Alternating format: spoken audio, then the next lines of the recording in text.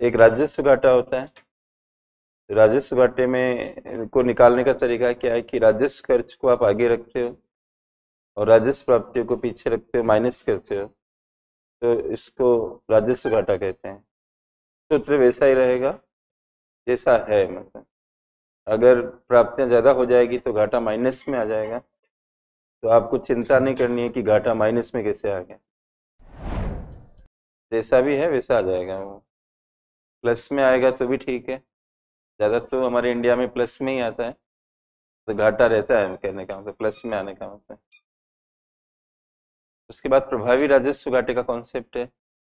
प्रभावी राजस्व घाटे का, तो उसमें राज्य को जो पूंजीगत अनुदान दिए जाते हैं वो माइनस कर देते हैं राजस्व घाटे में से, तो प्रभावी राजस्व घाटे का कॉन्सेप्ट बनता है।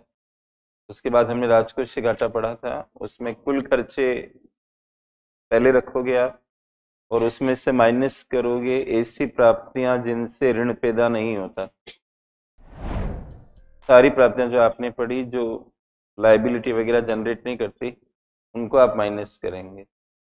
उनमें राजस्व प्राप्तियां तो सारी की सारी ऐसी होती है जो सरकार के ऊपर देयता पैदा ही नहीं करती, बल्कि उनकी परिभाषा भी इसी तरह की है कि ऐसी प्राप्तियां जिनसे संपत्ति कम नहीं होती हो और देयताएं नहीं बढ़ती हो, उसको राजस्व प्राप्तियां कहते हैं, राइट।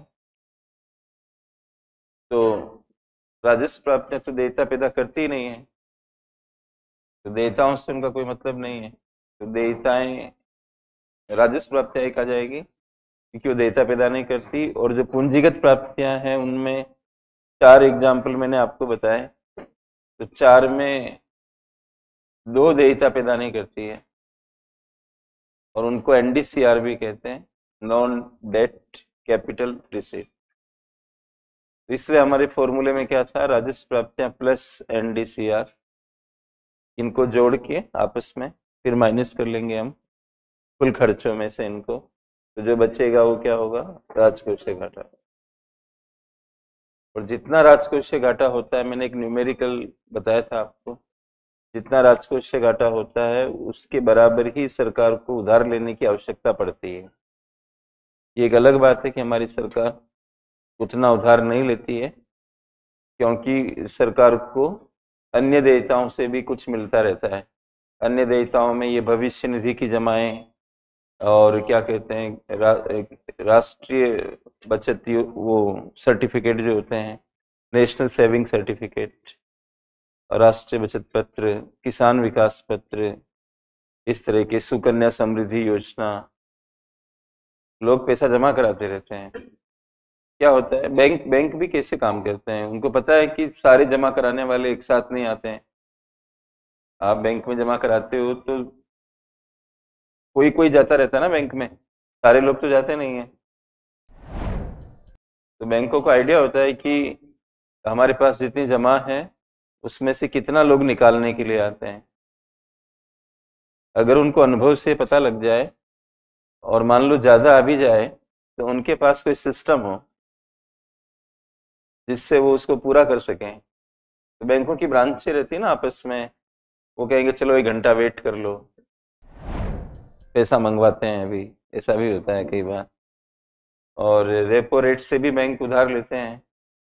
ऐसी कोई मुश्किल आ रही है 2-4 दिन के अंदर आगे, तो जैसे त्योहार का सीजन होता है, तो त्योहार में लोग पैसा निकालना शुरू कर देते हैं, शादियों का सीजन होता है तो पैसा निकालना शुरू कर देते हैं उसमें भी। तो बैंकों को आइडिया होता है। मेरे को क्या आइडिया, मतलब मैं 20 साल से पढ़ा रहा हूँ, तो मैं कैसे पढ़ाता हूँ ये तो मेरा अपना अनुभव है ना, ये अनुभव एक दिन से थोड़ी आया है। तो ऐसे बैंकों का अपना एक एक्सपीरियंस होता है, उसके आधार पे वो पैसे को घुमाते हैं।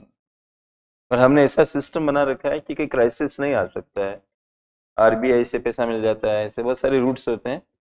तो कोई जमा करता अगर ज्यादा चले भी जाए, ये कोऑपरेटिव बैंक बार बार क्यों फेल होते हैं, क्योंकि ये आप अखबार में पढ़ते हो ये कोऑपरेटिव बैंक फेल हो गया, कुछ दिन निकलते हैं फिर एक फेल हो गया। अभी एक लेटेस्ट में हुआ ना एक बैंक, कोऑपरेटिव बैंक एक है, मैं उनके नाम पे ध्यान नहीं देता क्योंकि हमारे यूपीएससी के पॉइंट ऑफ व्यू से उनका कोई खास महत्व नहीं होता है। सहकारी बैंक लोकल टाइप के बैंक होते हैं, तो हम लोग तो बड़े बैंक पढ़ते हैं क्लास के अंदर, राष्ट्रीयकृत bank, state bank of India, इस तरह के लेवल जो पूरे मतलब काफी अच्छा लेवल होता है। प्योर बैंक्स तो यही हैं, बाकी सरकारी बैंकों को भी अप्लाई कर सकते हैं आरबीआई के अंडर में लाइसेंस लेने के लिए, तो वो फिर अलग बात हो जाती है। लेकिन कोऑपरेटिव बैंकों के पास इतना सेटअप नहीं है, इसलिए वो फेल हो जाते हैं, मतलब फिर आरबीआई उनको रोक लगा देता है। आप कॉमर्शियल बैंक जो बड़े होते हैं उनको कहाँ फेल होते हुए इतना देखते हो आप, बहुत पुरानी बातें हो गई है। बार बार जो भी बैंक फेल होते हैं आपको सहकारी बैंक दिखेंगे, कोऑपरेटिव, इस बात को गौर करना। तो ये बात जब बैंकों को पता लग रही है तो ये गवर्नमेंट डिपार्टमेंट भी जानते हैं ना कि लोगों ने जो पैसा जमा करा रखा है। अच्छा, राष्ट्रीय बचत पत्र तो 5 साल पहले आप निकाल ही नहीं सकते, तो गवर्नमेंट को नहीं पता, लेकिन पुराने जो राष्ट्रीय बचत पत्र वो भी एक्सपायर करते हैं, तो उनको पता होता है कि कितने एक्सपायर होंगे जिनकी पेमेंट करनी है और कितना हमें नया उठाना है। अगर वो जितना नया जिनका पेमेंट करना उतना नया भी ले लें, तो पुराने के तो वो चला ही सकते हैं ना अपने पास, मतलब इतनी अमाउंट को तो सर्कुलेट कर सकते हैं ना। तो गवर्नमेंट को इतना जितना घाटा होता है उतना उधार लेना नहीं पड़ता है। लेकिन यूपीएससी अगर आपको पूछे कि उधार आवश्यकताओं को दिखाने वाला निम्न में से कौन सा घाटा है, तो आपको राजकोषीय घाटा बताना है। और राजकोषीय घाटा और बाजार की उधार में अंतर जो आता है वो अदर लाइबिलिटीज के हिसाब से आता है। अगर अदर लाइबिलिटीज कुछ आ जाती है तो बाजार की उधार कम करनी पड़ेगी, और ऐसे ये चलता है। और राजकोषीय घाटा जो है सरकार की वास्तविक स्थिति को दिखाता है, क्योंकि जो सरकार की स्थिति है वही इससे पता लगती है। बजट घाटा जो होता था हमारे इंडिया में, वो बाजार की उधार और अन्य देयताओं को भी इनकम मान लेता था, और घाटा फिर उस वजह से दिख नहीं पाता था पूरा। जैसे मार्केट से आप उधार ले रहे हो और दूसरों का पैसा भी पड़ा हुआ है, उनको भी आप इनकम दिखा रहे हो, तो जाहिर सी बात है घाटा तो दिखेगा ही नहीं फिर। अब मैंने लिखा है कि भारत बजट घाटे को 0 पे चला रहा है, तो आप सब लोग तो यही समझ रहे हो ना कि बजट घाटा 0 है, तो क्या सरकार घाटे में नहीं है? जब हम रोज ही पढ़ते हैं सरकार घाटे में है। बजट घाटा 0 है, राजकोषीय घाटा 0 नहीं है, क्योंकि सरकार जितना उनको राजकोषीय घाटा है उतना अगर उधार ले ले मार्केट से और अन्य देयताओं से पैसा मिल जाए तो बजट घाटा 0 दिखेगा, लेकिन राजकोषीय घाटा जो है वो दिखेगा।